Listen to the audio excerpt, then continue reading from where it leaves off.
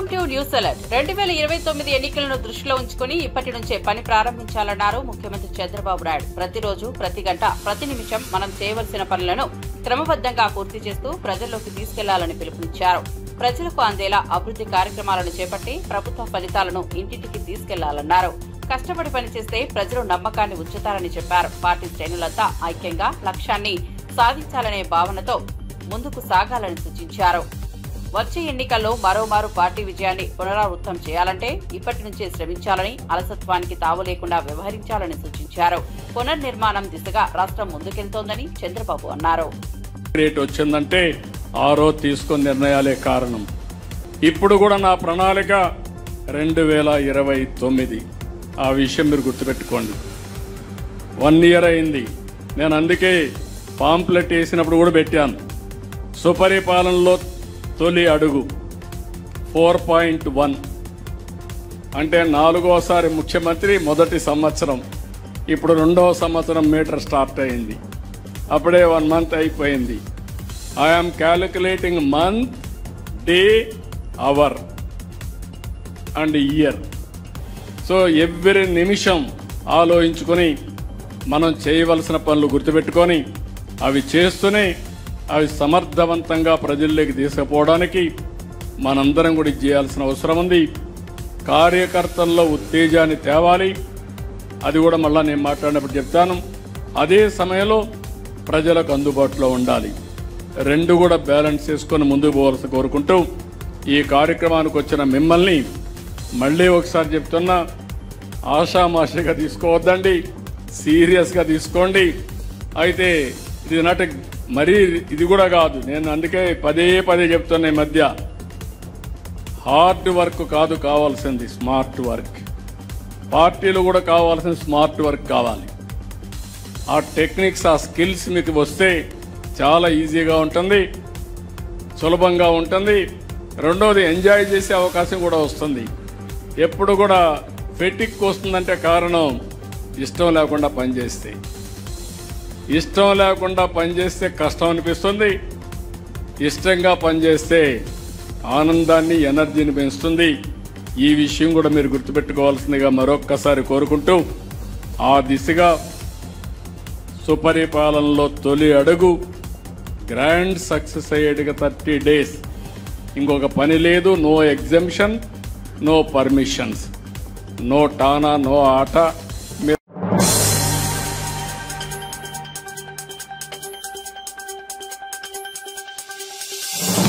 ముఖ్యమంత్రి చంద్రబాబు నాయుడుపై వైఎస్ఆర్సీపీ ఎస్సీసీఎల్ రాష్ట్ర అధ్యక్షుడు, మాజీ ఎమ్మెల్యే టీజేఆర్ సుధాకర్ బాబు తీవ్ర విమర్శలు గుప్పించారు. తాడేపల్లిలో పార్టీ కేంద్ర కార్యాలయం నుంచి మాట్లాడిన ఆయన మోసపూరిత రాజకీయాలకు కేర్ ఆఫ్ అడ్రస్ చంద్రబాబేనని ధ్వజమెత్తారు. అబద్దాల చక్రవర్తిగా చంద్రబాబును అభివర్ణిస్తూ ఎన్టీఆర్ నుంచి టీడీపీని కబ్జా చేసి నందమూరి వారసులను తొక్కేశారని ఆరోపించారు.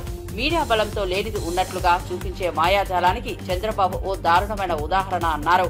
ప్రజలకు ఇచ్చిన హామీలను పవిత్ర గ్రంథంగా భావించిన జగన్ మాత్రమే ప్రజల పక్షాన నిలిచారని కొనియాడారు. జగన్ ఇచ్చిన ప్రతి హామీ నెరవేరిందని స్పష్టం చేశారు. చంద్రబాబుకు విశ్వాసం ఇవ్వడం అంటే మోసానికి తలుపులే తీయడమేనని ప్రజలకు గమనికగా చెప్పారు. చంద్రబాబు రాజకీయ జీవితం మొత్తం మోసం, అబద్దాల చుట్టూ తిరిగిందని ఆగ్రహం వ్యక్తం చేశారు. సంబంధించిన నాయకుడు లేదా తెలుగుదేశం పార్టీ శాసనసభ్యులు, మంత్రులు ఏమైనా సాధించారా? ఈ 1 సంవత్సర కాలంలో మీరు ప్రజల్లోకి వెళ్లబోయే ముందు మీ నాయకుడు మిమ్మల్ని పంపిస్తున్నారు, మీరు జనంలోకి పోతారో మాకు తెలియదు. పోయిన తర్వాత ఏమేం జరుగుతాయో, ప్రజలు చీపురులతో కొడతారో, చేటలతో కొడతారో, రాళ్లతో కొడతారో మాకు తెలియదు. ఎందుకంటే ప్రజల దగ్గరికి మీరు వెళ్ళినప్పుడు సుధాకర్ బాబు ఒక్కడి దగ్గరకో, ఏ ఒక్క ఇండివిజువల్ వ్యక్తి దగ్గరకో ఏదన్నా ఒక అంశం మీద వచ్చినప్పుడు తను వ్యతిరేకిస్తాడో, తీసుకుంటాడో, అది వేరే విషయం. కానీ కోట్ల మంది ప్రజల దగ్గరికి మీరు వెళ్ళినప్పుడు, ఆ కోట్ల మంది ప్రజలకి నేను ఒక పని చేస్తానని చెప్పి నువ్వు ఓటు అడిగినప్పుడు, ఈ సంవత్సర కాలంలో నువ్వు ఆ పని చేయనప్పుడు, నువ్వు ఫలానా పని చేస్తానని నన్ను మోసం చేసి నువ్వు గద్దెనెక్కావు కదా, ఈ సంవత్సర కాలం ఆ పని ఎందుకు చేయలేదని రేపు ప్రజలు అడుగుతారు. అది నీకు సాక్షాత్కారం అవుతుంది. ఇది చంద్రబాబు నాయుడు తెలుసుకోవాల్సిన పచ్చి నిజం. నీ మురికి రాజకీయాలకు స్వస్తి చెప్పమని అడుగుతుంది వైఎస్ఆర్ కాంగ్రెస్ పార్టీ. నీ క్యాడర్కు నువ్వు సమాయత్తం చేసుకునేటప్పుడు ఇదిగో మనం ఈ సంవత్సర కాలంలో ప్రజలకు ఇచ్చిన సూపర్ 6 మొత్తం హామీలను అమలు పరిచాం, ఇన్ని కోట్ల మందికి ఇన్ని డబ్బులు ఇచ్చాం, ఇన్ని కుటుంబాలను ఆదుకున్నాం, రైతులకు ఇలా చేశాం, మహిళలకు ఇలా చేశాం, యువతకి ఇలా చేశామని నువ్వు సాధారణంగా సంఖ్యలు చెప్పాలి. కానీ నువ్వు చెప్పింది ఏంటి చంద్రబాబు నాయుడు గారు ఈ రోజున ఈ సమావేశంలో? సిగ్గు లేదా మీకు? మీరు మనుషులు కాదా? 24 గంటలు జగన్మోహన్ రెడ్డి యొక్క వ్యక్తిత్వ హననాన్ని పాల్పట్టడం తప్పించి మీకు వేరే పని లేదా? చేతగాని చవట రాజకీయాలు చేసిన మీరు, ప్రజలు వంచిన మీరు ఇంకా పాత కేసులను, పాత వ్యవహారాలను వల్లివేస్తూ ప్రజలను ఏమార్చే కార్యక్రమం చేస్తున్నారు. వివేకానంద రెడ్డి యొక్క మర్డర్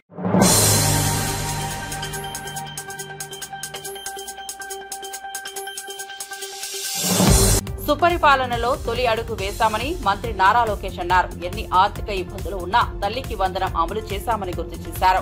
దేశంలో ఎక్కడా లేని విధంగా నెల తొలి తేదీనే జీతాలు, పింఛన్లు అందజేస్తున్నామని తెలిపారు. అన్నా క్యాంటీన్లు కూడా ప్రారంభించామని చెప్పారు. ఆర్థిక వనరులు సమకూర్చుకుంటూ అహర్నిశలు కష్టపడుతూ అనేక అభివృద్ది సంక్షేమ కార్యక్రమాలు చేపడుతున్నామని చెప్పారు.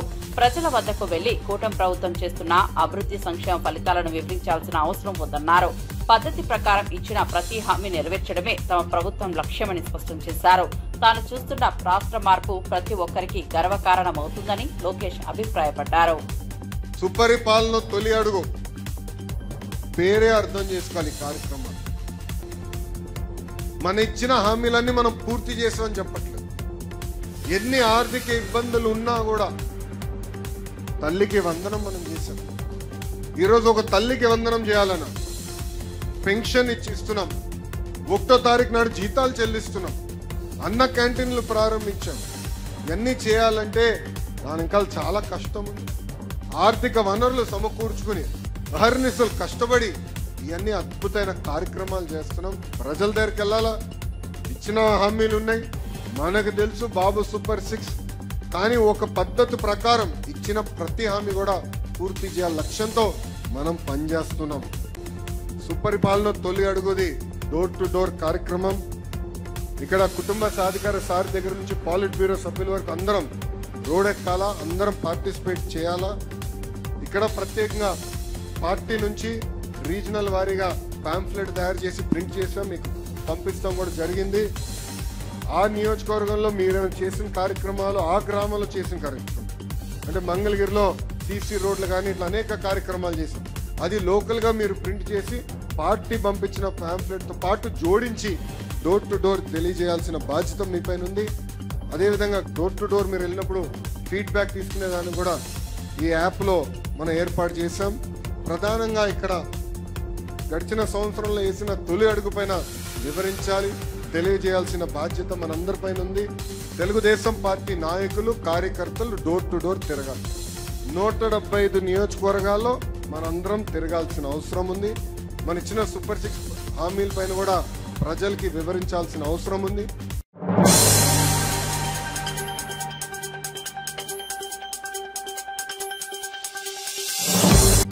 తెలంగాణలో ప్రజల హక్కుల కోసం నిరంతరం పోరాటం చేసిన ధర్మపురి శ్రీనివాస్ స్థానం ప్రజల గుండెల్లో సుస్థిరంగా ఉంటుందని టీపీసీసీ అధ్యక్షుడు ఎమ్మెల్సీ మహేష్ కుమార్ గౌడ్ పేర్కొన్నారు.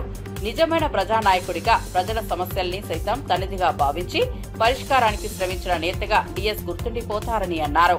ఆయన చేసిన సేవలు, నాయకత్వ లక్షణాలు తరంతరం వారికి ఆదర్శమని మహేష్ కుమార్ గౌడ్ వివరించారు.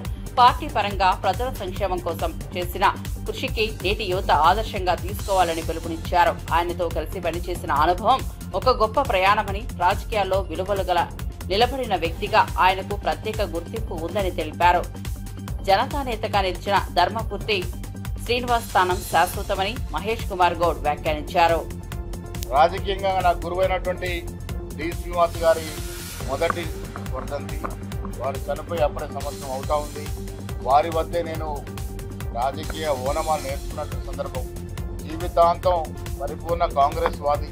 వారు మన మధ్య లేకపోవడం చాలా బాధాకరం. సుదీర్ఘ రాజకీయ చరిత్రని 2 సార్లు రాష్ట్ర కాంగ్రెస్ కమిటీ అధ్యక్షుడిగా పనిచేసిన రికార్డు, మంత్రిగా, ఎమ్మెల్యేగా, పిసిసి అధ్యక్షుడిగా ఆయన ఈ రాష్ట్ర ప్రజల గుండెల్లో తిరలేని స్థానం ఏర్పరచుకున్నారు. ఇవాళ వారి వర్ధంతి సందర్భంగా వారికి మనస్ఫూర్తి నివాళులు. వారు ఎప్పటికీ మన మధ్యనే ఉంటారనే మాట కూడా మనం చేస్తూ ఉన్నాం. ముఖ్యమంత్రి గారి చొరవతో ఇవాళ నిజామాబాద్లో వారి విగ్రహ ప్రతిష్టాపన జరుగుతూ ఉంది. బాధాకరం ఏంటంటే ఏ కాంగ్రెస్ నాయకుడిని విగ్రహ ప్రతిష్టాపన ఇవ్వలేదు. ముఖ్యమంత్రి చొరవతోనే ఆ స్థలం ఇవ్వడం జరిగింది. ఏది ఏమైనా ఇవాళ రాజకీయాలు మాట్లాడకూడదు, కానీ పరిపూర్ణమైన నిండు నూరేళ్లు వారు కాంగ్రెస్ వాదిగానే ఉంటారనుకున్నాడు. దురదృష్టవశాత్తు చనిపోయినారు.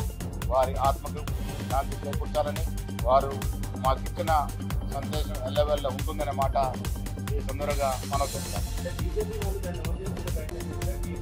అందుకే చాలా బాధాకరం ఏంటంటే ఆయన ఎప్పుడు జీవితాంతం కూడా కాంగ్రెస్ వాదిగానే ఉన్నాడు. జీవితాంతం బీజేపీ సిద్ధాంతాలని, బీజేపీ పార్టీని, ఆర్ఎస్ఎస్ సిద్ధాంతాలని వ్యతిరేకించిన ఆ మహనీయుడు విగ్రహం ఇవాళ అన్వేలింగ్ అనేది బీజేపీ నాయకుడు అమిత్ షా గారు చేస్తూ ఉన్నారు. ఆయన మనసు బాధపడుతుందని మాత్రమే ఈ సందర్భంగా చెప్పగలరు.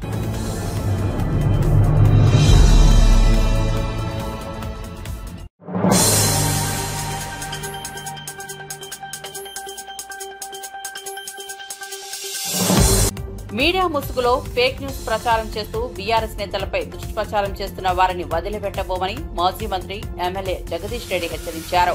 గత సంవత్సరం నుంచే ఓపికతో చూస్తున్నామని, ఇకపై ఎలాంటి ఫేక్ వార్తలు ప్రసారం చేసినా బహిరంగంగానే ప్రతిస్పందిస్తామని హెచ్చరించారు. మహాన్యూస్ యాజమాన్యం తక్షణమే కేసీఆర్, కేటీఆర్లకు బహిరంగంగా క్షమాపణ చెప్పాలని డిమాండ్ చేశారు. వ్యక్తిత్వ హననం చేయడానికి కొన్ని మీడియా సంస్థలు స్టార్టర్ హౌస్లుగా మారిపోయారని, అలా వ్యవహరిస్తే తమ సహనం పరిగణలోనికి తీసుకోవద్దని కఠినంగా హెచ్చరించారు. తమ పార్టీ నేతలపై ఏ విధమైన అబద్దపు వార్తలు వస్తే ఇకపై సమాధానం గట్టిగానే ఇస్తామన్నారు. మీడియా స్వేచ్ఛను ముసుగుగా వేసుకుని రాజకీయాల్లో కలుషిత ధోరణి నేర్పడం సరికాదన్నారు.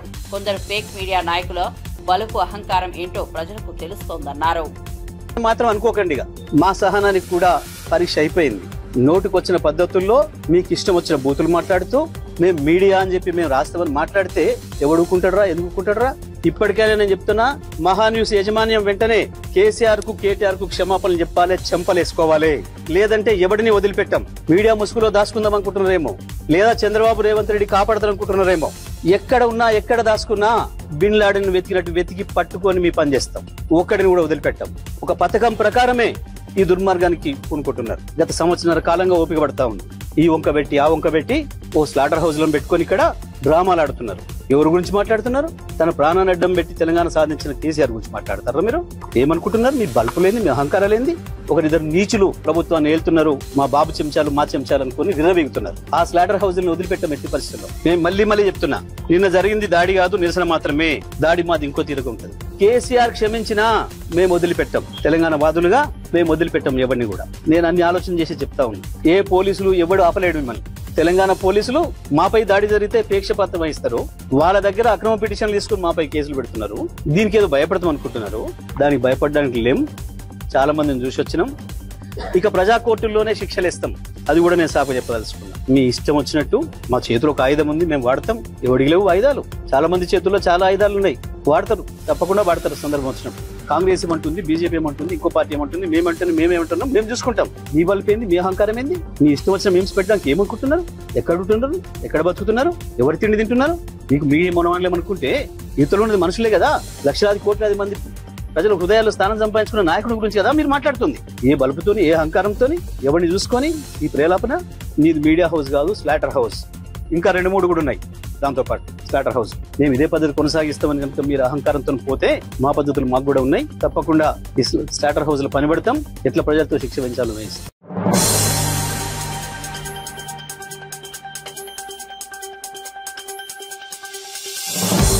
ఉపాధి హామీ చట్టాన్ని తుంగలో తొక్కి కూలీల కడుపు కొడుతున్నారని టీడీపీ ప్రభుత్వాన్ని తీవ్రంగా విరుచుకుపడ్డారు వైఎస్ఆర్సీపీ పంచాయతీరాజ్ విభాగం రాష్ట్ర అధ్యక్షుడు వెన్నపూస రవీంద్రారెడ్డి.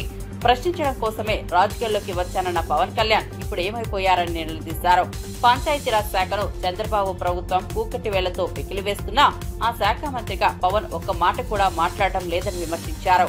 గత ఏడాది కాలంలో పంచాయతీరాజ్ కోసం ఒక్క పని అయినా చేశారా పవన్ కళ్యాణ్ అని ప్రస్తావించారు.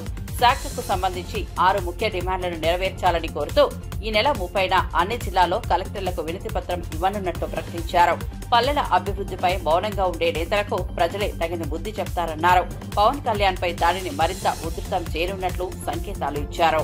సంస్థల యొక్క ఖాతాల్లోకే వస్తాం, తద్వారా ఆ సంస్థలు అభివృద్ధి చెందుతాయి, గ్రామాలు అభివృద్ధి చెందుతాయని చెప్పి ఇట్లా కల్లిబొల్లి మాటలన్నీ చెప్పి ఈరోజు అధికారంలోకి వచ్చినటువంటి తెలుగుదేశం పార్టీ కూటమి ప్రభుత్వం వాళ్ళు చెప్పినటువంటి వాగ్దానాలన్నీ కూడా తుంగలేకి తొక్కి నీరు చెట్టు పేరుతో 6 సంవత్సరాల కిందట పని చేయనటువంటి పనులకు, ప్రభుత్వం అగ్రిమెంట్ కాంట్రాక్టర్లతో కానటువంటి పనులకు, ఎంఓయూలు లేనటువంటి పనులకు, ఎంబుక్కులు రికార్డు చేయనటువంటి పనుల పేరుతో ఈరోజు తెలుగుదేశం పార్టీ కూటమి ప్రభుత్వం వేలాది కోట్ల రూపాయలను ఈరోజు అడ్డదిడ్డంగా వడ్డీలతో సహా చెల్లించాలని చెప్పి ఈరోజు డ్రా చేసి తెలుగుదేశం పార్టీ నాయకులందరికీ కూడా పప్పు బెల్లాల మాదిరిగా పంచిపెట్టేటువంటి ప్రయత్నం చేస్తోంది. ఈ యొక్క కూటమి ప్రభుత్వం ప్రజల కోసం కాదు, తెలుగుదేశం పార్టీ నాయకులు వాళ్ళ వర్గాలకు వాళ్ళకు సంబంధిత వ్యక్తులను అభివృద్ధి చేయడంలో భాగంగానే ఈ కూటమి ప్రభుత్వం పనిచేస్తుందని చెప్పి ఈ సందర్భంగా నేను తెలియజేస్తా ఉన్నా. అంతేకాదు ఈరోజు పంచాయతీరాజ్ శాఖ మంత్రి అయినటువంటి పవన్ కళ్యాణ్ నేను ప్రశ్నించడం కోసమే రాజకీయాల్లోకి వచ్చా, ఈరోజు అణగారిన వర్గాల పాలిట నేను అండగా నిలబడాలనేటువంటి ఉద్దేశంతో రాజకీయాల్లోకి వచ్చినటువంటి పవన్ కళ్యాణ్ ఈరోజు నీ పంచాయతీరాజ్ వ్యవస్థను ఈరోజు కూకటి వేళ్లతో ఈ ప్రభుత్వం చంద్రబాబు నాయుడు పెకిలించి ఈ పంచాయతీరాజ్ అంటే ఇంత అధ్వానమైనటువంటి పరిస్థితి ఉందా అని చెప్పి ఈరోజు ప్రజలందరూ కూడా, ఈరోజు స్థానిక సంస్థల ప్రజాప్రతినిధులందరూ కూడా నెత్తి నోరు కొట్టుకునేటువంటి పరిస్థితికి వచ్చినప్పటికీ కూడా నువ్వు ఎందుకు స్పందించలేకపోతున్నావు పవన్ కళ్యాణ్ అని చెప్పి ఈ సందర్భంగా నేను అడుగుతా ఉన్నా. పవన్ కళ్యాణ్ నువ్వేమైనా చంద్రబాబు నాయుడు వేసేటువంటి బిస్కెట్లకు తోక ఊపుకుంటూ పనిచేస్తున్నావా, లేదంటే ప్రజల చేత ఎన్నుకోబడినటువంటి నిన్ని ఈరోజు గద్దెనెక్కించినటువంటి ప్రజలకు కావచ్చు, నువ్వు ఎంచుకున్నటువంటి ప్రభుత్వానికి ప్రభుత్వంలో బాధ్యతాయుతమైనటువంటి పదవిలో ఉండి నీ కింద ఉన్నటువంటి సర్పంచులు కావచ్చు, ఎంపీపీలు కావచ్చు, ఎంపీటీసీలు కావచ్చు, జెడ్పీటీసీలు కావచ్చు, ఈ వ్యవస్థను ఏమైనా కాపాడడానికి నువ్వేమైనా దమ్మిడి అంత కించిత్ అంతా ఏమైనా నువ్వు ఈ సంవత్సరంలో చేసినటువంటి పని ఏదైనా ఉంటే నువ్వు ఈరోజు బహిరంగ చర్చకు రాగలుగుతావా అని చెప్పి నేను ఈ సందర్భంగా అడుగుతా ఉన్నా. కేంద్ర ప్రభుత్వం మీ కూటమిలో భాగస్వామ్యమైనటువంటి కేంద్ర ప్రభుత్వం 1100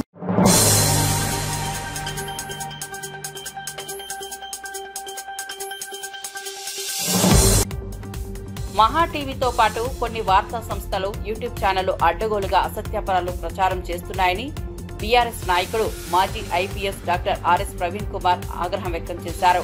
బీఆర్ఎస్ వర్కింగ్ ప్రెసిడెంట్ కేటీఆర్, మాజీ సీఎం కేసీఆర్ పై అసత్యాలు, అశ్లీల వ్యాఖ్యలు ప్రచురించిన మహా టీవీపై పోలీసులు సుమోటోగా కేసు నమోదు చేయాలని డిమాండ్ చేశారు. రేవంత్ రెడ్డి ఆదేశాలతో బీఆర్ఎస్ నాయకుడు గెల్లు శ్రీనివాస్ పై అక్రమ కేసులో బనాయించిన పోలీసులే మహా టీవీపై బీఆర్ఎస్ ఫిర్యాదును తొలుత తిరస్కరించడం ఏంటని ప్రశ్నించారు. పోలీసులు రాజ్యాంగబద్ధంగా కాకుండా రాజకీయ ఒత్తిళ్లకు లొంగి వ్యవహరిస్తున్నారని విమర్శించారు. కోసం చేసుకోలేదు, దేశం కోసమే చేసిన. అందుకొరకే ఎంతో మంది ప్రెసిడెంట్లు ఆయనకి ఇన్ని మెడల్స్ ఇచ్చిందండి.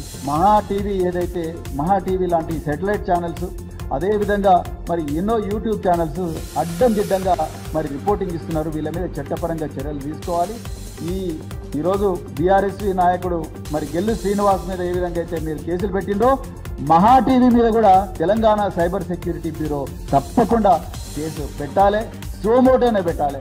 నిన్న మా వాళ్ళు పోయి మరి సెంట్రల్ క్రైమ్ స్టేషన్లో కంప్లైంట్ ఇస్తే ముందర తీసుకోలే, మళ్ళీ మేము చట్టం తీసుకొచ్చి రాజ్యాంగం తీసుకొచ్చి ఆర్టికల్ 21 చూపిస్తే అప్పుడు అయిష్టంగా తీసుకున్నారు. ఎందుకయ్యా పోలీసులు, రేవంత్ రెడ్డి అంటే అంత భయం ఎందుకు? కమిషనర్ గారు, చట్టం కదా మనం రూల్ చేసేది, రాజ్యాంగం కదా మనం రూల్ చేసేది. మనం నేషనల్ పోలీస్ అకాడమీలో అదే కదా నేర్చుకున్నది పెరేడ్ గ్రౌండ్ లో. ఇలా ఎందుకు ఒక ముఖ్యమంత్రి నేర చరిత్ర 89 కేసులున్న ముఖ్యమంత్రి ఓటుకు నోటు కేసులో రెడ్ హ్యాండెడ్గా వీడియో కెమెరాల ముందు దొరికిన ఒక వ్యక్తి ఇవాళ హోంమంత్రి ముఖ్యమంత్రి కాగానే మీరు ఆయన ఏం చెప్తే చేస్తారా? మీరు కదా కాపాడాల్సింది రాజకీయాలకు అతీతంగా ఈ దేశాన్ని. మహేందర్ రెడ్డికి ఒక న్యాయం, ప్రభాకర్ రావుకి ఒక న్యాయం ఉండదు కదా. ఐపీఎస్ ఆఫీసర్ అసోసియేషన్ ఎక్కడ పోయింది? ఐఏఎస్ ఆఫీసర్ అసోసియేషన్ ఎక్కడ పోయింది? వీటి గురించి కదా మాట్లాడాల్సింది. తెలంగాణ ప్రభుత్వం ఇవాళ రేవంత్ రెడ్డి మీరు ట్యాపింగ్ అంటారు, మీరు గోపిరెడ్డి శ్రీనివాస్ రెడ్డి మీరు ట్యాపింగ్ చేయడం లేదా? మీరు కొండ దంపతులు పెడితే వాళ్ళు కూడా ట్యాపింగ్ గురించి మాట్లాడుతున్నారు. మరి వాళ్ళ ఫోన్లు మీరు ట్యాపింగ్ చేయడం లేదా? కోమటిరెడ్డి రాజగోపాల్ రెడ్డి ఫోన్లో మీరు ట్యాపింగ్ చేయడం లేదా? మరి వాటి గురించి కూడా మాట్లాడండి కదా.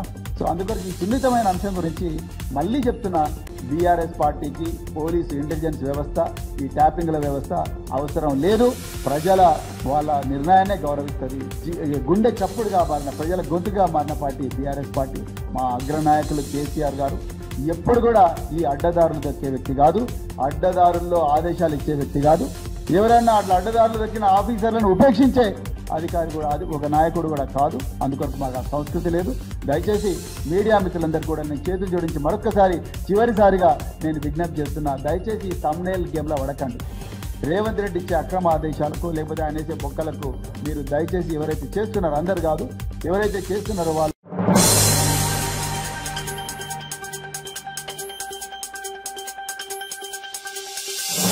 బీఆర్ఎస్ వర్కింగ్ ప్రెసిడెంట్ కేటీఆర్ పై మహాన్యూస్ నిర్వహిస్తున్న విశ్వ ప్రచారం అసహనంగా మారిందని మాజీ ఎమ్మెల్సీ కన్నె ప్రభాకర్ తీవ్రంగా స్పందించారు. ఎన్నికల్లో పోర్టంటి హామీలు ఇచ్చి తప్పించుకుంటున్న సీఎం రేవంత్ ను ప్రజలు ఆగ్రహం నుంచి కాపాడేందుకు చంద్రబాబు శిష్యుడైన మహాన్యూస్ వంశీ బీఆర్ఎస్ నాయకులపై విషం చిమ్ముతున్నారని ఆరోపించారు. మీడియా ముసుగులో ఎల్లో జర్నలిజం చేసి తెలంగాణ ప్రజలలో గందరగోళం సృష్టిస్తున్నారని మండిపడ్డారు. మహాన్యూస్ పై జరిగిన సంఘటన కేవలం ఆరంభమని, ఇకపై వికృతంగా వ్యవహరిస్తే తీవ్ర పరిణామాలు ఉంటాయని హెచ్చరించారు. ప్రజల మేధావుల నిరసనలతో మహాన్యూస్ తమ అసత్య వార్తలన్నీ తొలగించిందని చెప్పారు.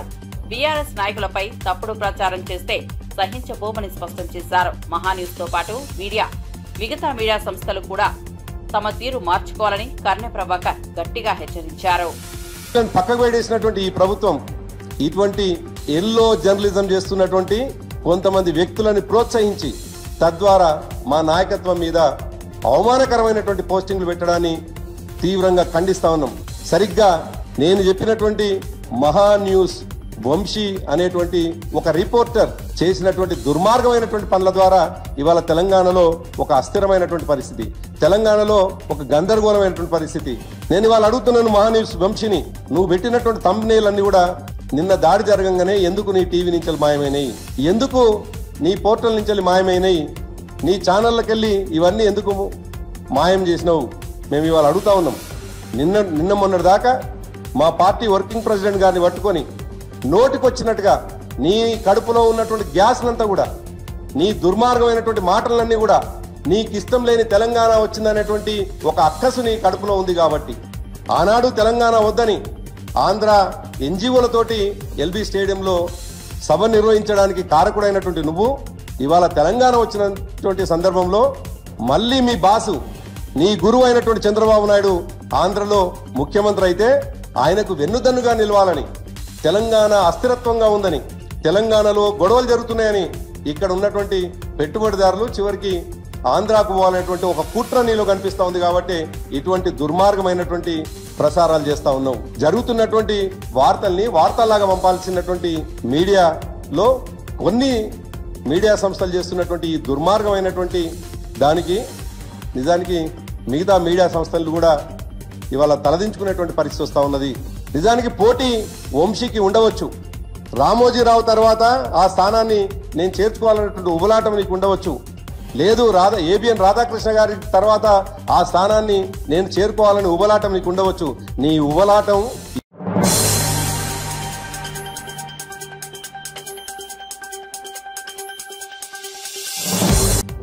తాడిపత్రి టీడీపీ కార్యకర్తలకు శత్రువు కేవలం కేతిరెడ్డి పెద్దారెడ్డి మాత్రమేనని వైఎస్ఆర్సీపీ కార్యకర్తలు కాదని జేసీ ప్రభాకర్ రెడ్డి అన్నారు.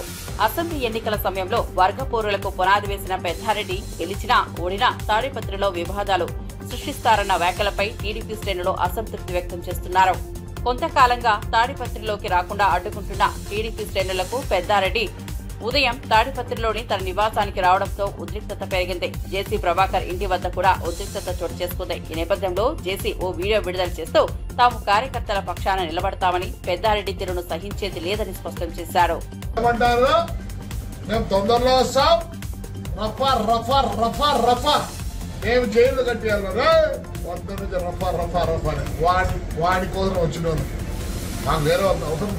చూడండి మా కార్యకర్తలు ఎలా ఉన్నారో చూపిస్తాను.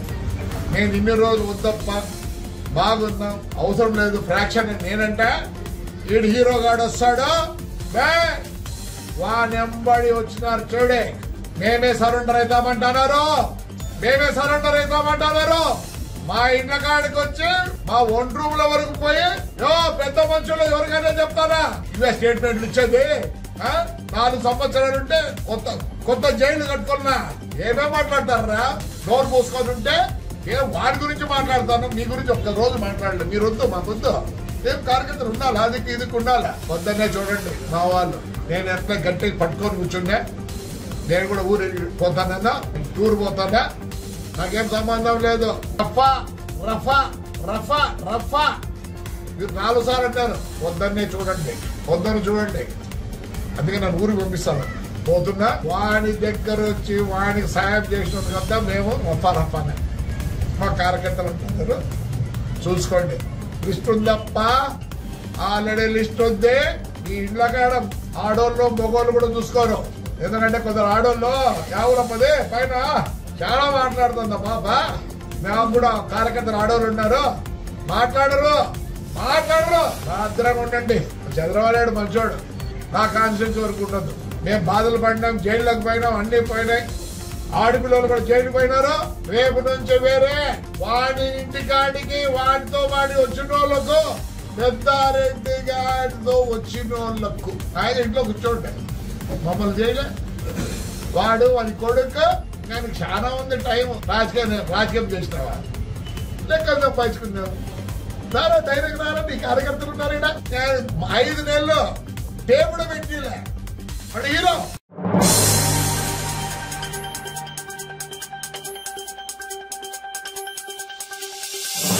పసుపు బోర్డు పేరుతో బీజేపీ డ్రామాలు చేస్తోందని మాజీ మంత్రి ఎమ్మెల్యే వేముల ప్రశాంత్ రెడ్డి తీవ్రంగా విమర్శించారు. చెల్లికి పెళ్లి జరగాలి మళ్లీ అన్నట్లుగా బీజేపీ ఒకే బోర్డును 2 సార్లు ప్రారంభిస్తోందని ఎద్దేవా చేశారు. పసుపు రైతులకు మద్దతు ధర కావాలే గాని కొత్త కార్యాలయాలు లేదా పునః ప్రారంభోత్సవాలు కావాలని స్పష్టం చేశారు. అమిత్ షా సభలో కనీసం 15,000 మద్దతు ధర ప్రకటిస్తారేమో అని రైతులు ఆశగా ఎదురు చూశారని, అయితే ఆయన నిశ్శబ్దంగా వెళ్లిపోవడం పసుపు రైతుల నమ్మకాన్ని వమ్ము చేసినట్లే అన్నారు. కేంద్ర ప్రభుత్వం రైతులను నమ్మించేందుకు మాత్రమే బోర్డు పేరుతో ప్రయోగాలు చేస్తోందని మండిపడ్డారు. మద్దతు ధర లేకుండా బోర్డు ఎలాంటి ప్రయోజనం ఇవ్వదని, రైతుల పోరాటం ఇప్పుడే మొదలైందని హెచ్చరించారు. బీజేపీ డ్రామాలకు పసుపు రైతులు మళ్లీ మోసపోవడం లేదని స్పష్టం చేశారు. పోరాటాలు చేస్తూనే ఉన్నారు. బోర్డు ప్రకటించి ఊరికే చేతులు దులుపుకుంటే సరిపోదు. ఆ బోర్డుకు తగినన్ని నిధులు ఇవ్వాలి. ఆ బోర్డుకు ఎగ్జిక్యూటివ్ బాడీ, కార్యాలయ సిబ్బంది, పనిచేసే స్టాఫ్ నియమించాలి, పాలక వర్గాన్ని నియమించాలా, శాశ్వత భవనం ఏర్పాటు చేయాలి. పసుపుకి ఇప్పటికీ మద్దతు ధర లేదు. జనవరి 25లో ఏర్పాటు చేసి ఆఫీస్ పసుపు బోర్డు ఏర్పాటైంది. 25 మార్చిలో బడ్జెట్ వచ్చింది. ఆ బడ్జెట్లో రబ్బర్ బోర్డుకు, స్పైసెస్ బోర్డుకు నిధులు కేటాయించింది ఈ బీజేపీ ప్రభుత్వం 25 మార్చిలో వచ్చిన బడ్జెట్లో. కానీ పసుపు బోర్డుకు మాత్రం నిధులు కేటాయించారు బడ్జెట్లో. ఓన్లీ ఒక టెంపరీ ఆఫీస్ ఓపెన్ చేసి ఒక చైర్మన్ నిలబెట్టిరు. చైర్మన్ని ఎంపిక చేసి ఆయన కూర్చోబెట్టిరు టేబుల్ కుర్చీలో. కానీ ఒక్క పైసా కూడా బడ్జెట్లో నిధులు పెట్టలే. పసుపుకు క్వింటాలకు సాగు చేసే ఖర్చులు పెరిగినందువల్ల ఇవాళ దాంతో లెక్కేస్తే 3 లక్షల రూపాయలు, 2 లక్షల రూపాయలు పెట్టుబడి అవుతుంది ఎకరానికి. రైతు మినిమం 3 లక్షల రూపాయలు ఎకరానికి ఆదాయం వస్తే కానీ 1 లక్ష రూపాయలు మిగులుతుంది. 2 లక్షల పెట్టుబడి పెడితే 1 లక్ష మిగులుతుంది. అది మిగిలాలంటే 15,000 రూపాయలు క్వింటాల్కు పసుపుకు మద్దతు ధర ప్రకటింపజేయాలి. ఇవి చేస్తేనే రైతుకు లాభం జరుగుతుంది. లేకపోతే ఇప్పుడు ఈ బోర్డు నాలుక గీసుకోవడానికి కూడా పనికిరాదు అని చెప్పి నా భావన. ఎందుకు నేను ఇది మాట అంటున్నా అంటే, ఇప్పుడు మన దేశంలో ప్రస్తుతం కొన్ని కమర్షియల్ క్రాప్స్ ఉన్నాయి. కొబ్బరి, కాఫీ, పొగాకు, అట్లనే జీడి, ఇటువంటి కమర్షియల్ క్రాప్స్ ఉన్నాయి. వీటికి బోర్డ్స్ ఉన్నాయి. అయితే ఈ పంటలకు ఎప్పుడైనా సరైన ధర రాకపోతే, అంటే మద్దతు ధర రాకపోతే మార్కెట్లో, ఈ బోర్డ్స్ ఏం చేస్తాయంటే వాళ్ళే మద్దతు ధరకు రైతుల దగ్గర కొని ఎక్స్పోర్ట్ చేస్తాయి. అప్పుడు రైతుకు లాభం జరుగుతుంది. పసుపుకు కూడా అట్లనే చేయాలి. పసుపుకి ఎందుకు చేయరు? ఉట్టిగా బోర్డు ఎందుకు పెడుతున్నారు? అప్పుడే నువ్వు బోర్డు పెట్టే లక్ష్యం నెరవేరుతుంది. అమిత్ షా గారు నిజామాబాద్ మీటింగ్లో పాపం రైతులు ఎదురు చూసినారు. 15,000 రూపాయల మద్దతు ధర ప్రకటిస్తారేమో అని ఆశతో ఎదురు చూసినారు. కానీ ఆ ఊసు కూడా, ఆ మాట కూడా ఎత్తలేదు అమిత్ షా గారు. నేరుగా ఎట్లనైతే ఇప్పుడు వడ్లు ప్రభుత్వం కొనుగోలు కేంద్రం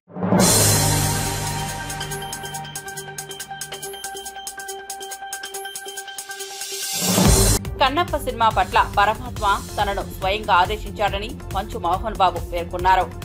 హైదరాబాద్ లో జరిగిన కృతజ్ఞతా సమావేశంలో ఆయన మాట్లాడారు. ఈ సినిమా విడుదలై అభిమానుల నుంచి ప్రశంసలు అందుకుందని ఆనందం వ్యక్తం చేశారు. మంచు విష్ణు టైటిల్ పాత్రలో నటించిన ఈ చిత్రానికి ముఖేష్ కుమార్ సింగ్ దర్శకత్వం వహించగా మోహన్ బాబు నిర్మాతగా వ్యవహరించారు. ప్రభాస్, అక్షయ్ కుమార్, మోహన్ లాల్ వంటి నటులు ప్రధాన పాత్రల్లో కనిపించారు. కన్నప్ప పాత్రను చేసేందుకు విష్ణుకి అదృష్టంగా భావిస్తున్నారని తెలిపారు. ఆధ్యాత్మికతతో కూడిన ఈ ప్రాజెక్టుకు దేశవ్యాప్తంగా మంచి స్పందన లభించిందని చెప్పారు. కనీసం దశాబ్ద కాలం తర్వాత ఇలాంటి సినిమా మీద అభిమానులు ప్రేమ చూపిస్తున్నారని తెలిపారు. సినిమాకు అద్భుతమైన సమీక్షలు రావడం సంతోషంగా ఉందన్నారు.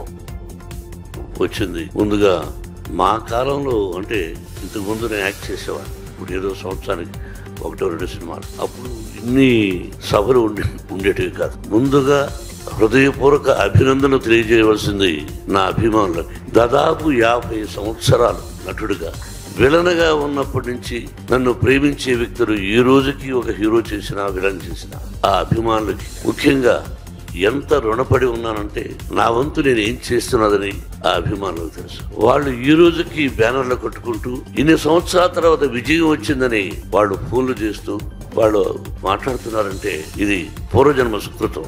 నేనేం మాట్లాడాలి? ఈ సినిమాలో నటించినటువంటి నటీనటులు అందరూ మా బావ దగ్గర నుంచి ప్రభాస్, ప్రతి నటీనటులకు కాఫీ ఇచ్చే కుర్రవాడి దగ్గర నుంచి ప్రతి ఒక్కరికి, నా దర్శకుడికి, ఎవ్రీబడి, ఒక్కొక్కరికి రచయితలకి, డైరెక్టర్ ఆఫ్ ఫోటోగ్రఫీ, ప్రతి ఒక్కరికి, అందరూ చిన్నవాడు కాబట్టి నాకు వాళ్ళందరికీ నా హృదయపూర్వక అభినందనలు.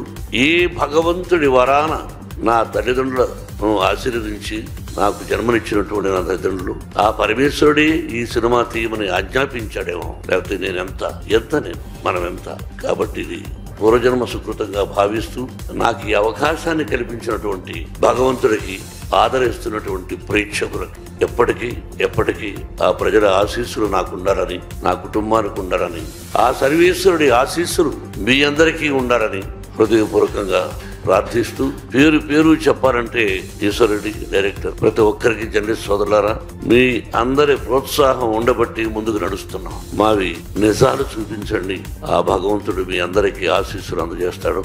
మీ ఆశీస్సులు మాకు ఉండాలని కోరుకుంటూ, Vinay, if there is no Vinay there is no Kannappa. Everywhere ఈరోజు ఈ ఉత్సాహంగా నేను రావడానికి కారణం నా తోటి నటీనటులు. పేరు నా అందరికీ హృదయపూర్వక అభినందన తెలుపుతూ thank you very much and best of luck.